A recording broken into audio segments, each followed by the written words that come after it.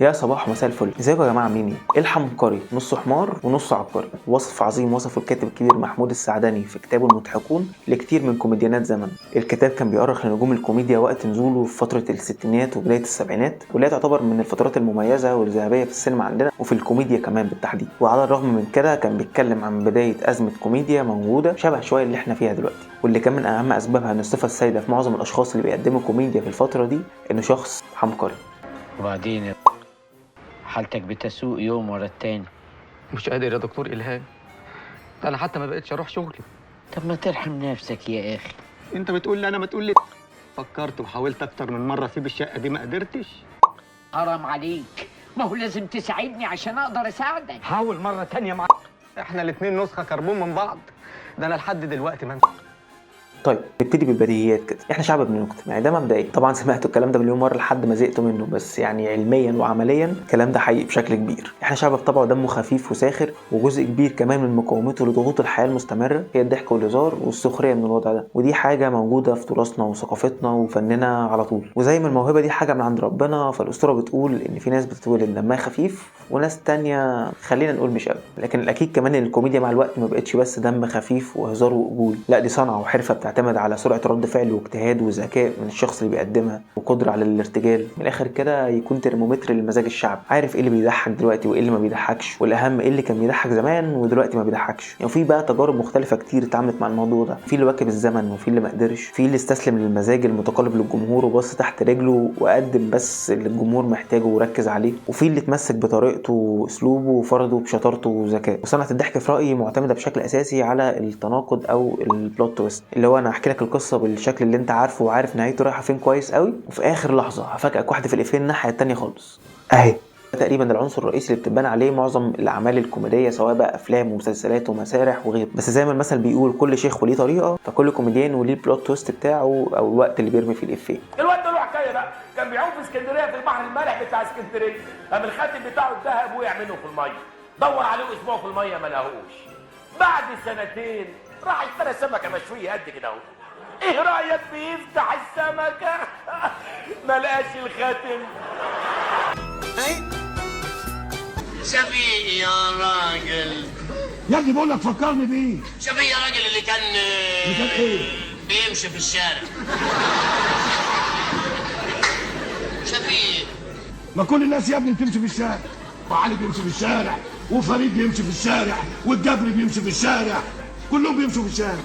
ما هم دول اللي كان بيعدوا من جنبه يا راجل.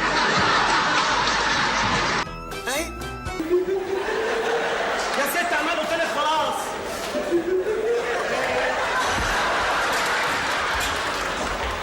انتوا الناس اللي فوق. مين اللي بيرش ميه؟ محدش بيرش ميه، دي دموع كمان. انا بقى في عشم تيجي كده تقول لمسعود انا عاوز فلوس. ايه ده؟ طبعا صوت عالي كده يون. طب مسعود انا عاوز فلوس. وانا عاوز برضو ايه يعني. صح عليك. انا بصيت في عينيه لقيته هيترمي ناحيه اليمين، ومطلع يبقى ناحيه ايه؟ ناحيه اليمين. مش أنت وعدتنا تحكي لنا تجربتك وتاخد بإيدينا. عايزين نبقى زيك. هتبقوا أنتوا طيبين وتستاهلوا كل خير. اخبار احكي لنا حاجه بسرعه. أنا مستعجل. ارجوك عشان خاطري. قص رجلك. اسمها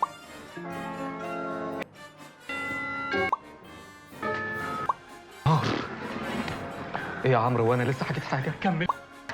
على مدار اكتر من 100 سنه سينما اتقدمت اجيال كتير للكوميديانات، من اول بقى نجيب الريحاني وعلي الكسار، وبعد كده اسماعيل ياسين وشكوكو، جيل سعد قلبك فؤاد المهندس ومدبولي ومحمد عوض وامين الهنيدي. بعد كده الجيل الابرز في رايي عادل امام وسعيد صالح سمير غانم نجم وصبحي وغيرهم، لحد بقى الاجيال بعد كده هنيدي وحلمي وسعد مكي وثلاثي هشام وشيكو وفهمي، لحد جيل مسرح مصر واجيال كتير لسه جايه بعد كده. لكن اللي يفضل في رايي جيل عادل امام وسمير وغيرهم هو الجيل الابرز، لان هو ببساطه جيل الوسط، الجيل اللي ربط ما بين المدرسه القديمه والمدرسه الجديده، عاصر اجيال كتير، حضروا وعاصر اوقات مهمه زي بدايه التلفزيون والنشاط الكبير للسينما والمسرح اللي يمكن احنا مفتقدينه دلوقتي بقالنا شويه، وقدر يستغل ده بشكل كبير. اهم قدر جزء كبير منهم ان هو يحافظ على مكانته ونجوميته لفترات توصل ل 30 و40 سنه، ودي حاجه مش سهله خالص في السينما عامه وبالذات في الكوميديا. مش دايما ده كان بيحصل، وفي ناس كتير منهم وقعوا بعد فتره، وفي اللي ما قدرش يحافظ بشكل مستمر، بس بنسبه كبيره لما تيجي تبص عليهم كجيل وتبص على اللي قبلهم واللي بعدهم هم كانوا اشطر بكتير. طب ايه اللي خلاهم قادرين يعملوا كده؟ ببساطه في رايي لان هم طالعين من قلب الناس، وبعد ما نجحوا فضلوا وسطهم،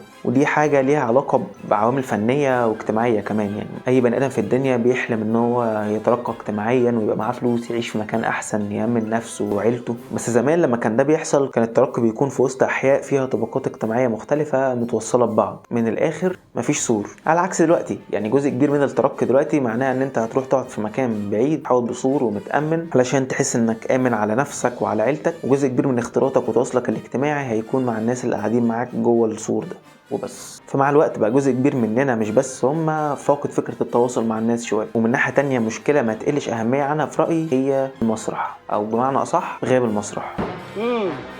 يعني المدة دي كلها كنت بتخدعنا وعايش في دور جارة. ايوه بقى هو كل حاجه في حياتي، تقدر تقول المثل الاعلى.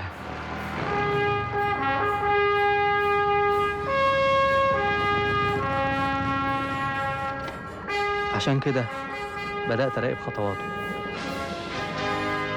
واقلده في كل حاجه. اقلده في عضلاته،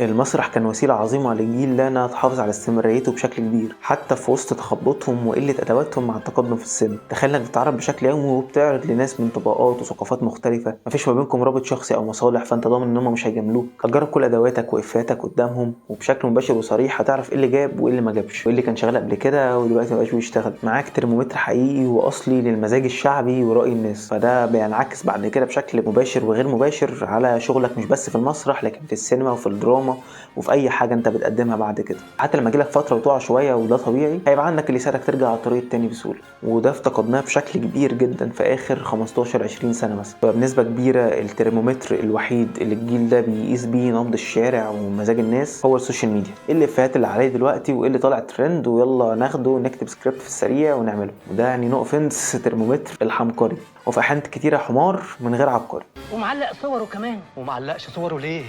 ده بطل، ده زعيم، ده لو في بلد بتقدر المواهب كانوا يعملوا له نفق باسمه. ده ما خدش باله انك بتتفرج عليه؟ عمره ما حس بوجودي. وايه ده؟ ده جدول باسماء واحده واحده ومواعيد. كل دول دي معجنه يا سامح، معجنه. النهارده ايه؟ الخميس؟ الساعه دلوقتي 10.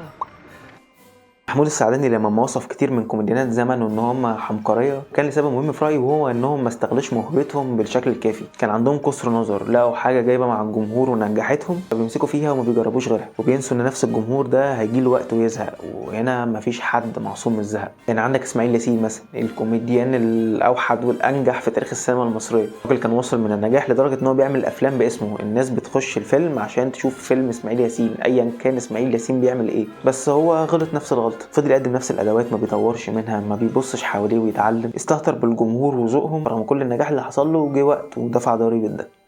الو. ايوه مصيبه مصيبه. في ايه يا سامح؟ ايه اللي حصل؟ اتكلم. البنت الشغاله اللي بتنظف شقه دخلت اوضه ترتبها، حركت نص متر من قدام الشباك، زاويه الرؤيه انعدمت تماما. بتتكلم جد؟ يعني لما ابص من عندي ما اشوفش؟ لا طبعا ما اشوفش حاجه خالص خالص. يعني جه شمال ولا يمين؟ حاول توصلني. لو دلوقتي معاهم ايه بالظبط اللي ممكن؟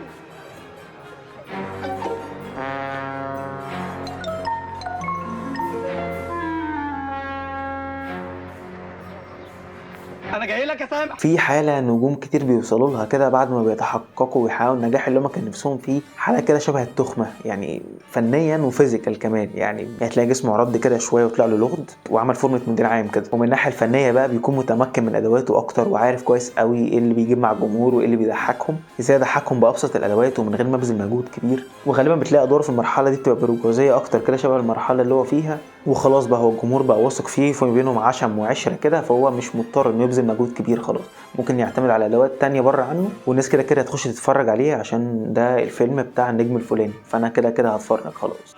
اسمك ايه؟ قول لي الاسم. ايه الاسم؟ عبد ربهم.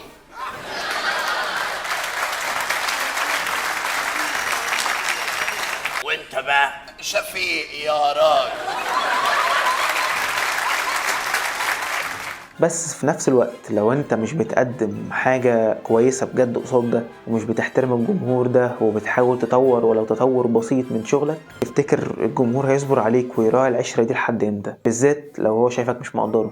ودايما اللي بينقذ الكوميديا والضحك من الوقوع في السينما وفي الاعمال الفنيه بشكل عام هي جرعه النشاط اللي صاحب دايما ظهور اجيال جديده، شباب لسه جعان حماس وشغف وعايز يثبت نفسه ويقدم حاجه. وده يمكن موجود دلوقتي مع شباب جديده وجيل جديد بدا يطلع يمثل ويكتب، والاهم ان هم لسه بيحاولوا دايما يقدموا حاجات جديده ومرتبطه في نفس الوقت بانسايتس حقيقيه او دلائل حقيقيه طالعه من الناس ومن الشارع بجد. وجزء كبير منها بالنسبه لي راجع ان هم بيعملوا حاجه مهمه قوي وشبه المسرح شويه، ما كانتش اصعب، وهي الستاند اب كوميدي. كل اسبوع بتقابل ناس جديده من محافظات مختلفه، بتختبر قدامهم الماتيريال بتاعتك وتاخد رد الفعل في وشك ويا تصيب يا تخيب، بس المهم انه ايا كانت النتيجه مبروك خلاص، تبقى معاك الترمومتر تاني.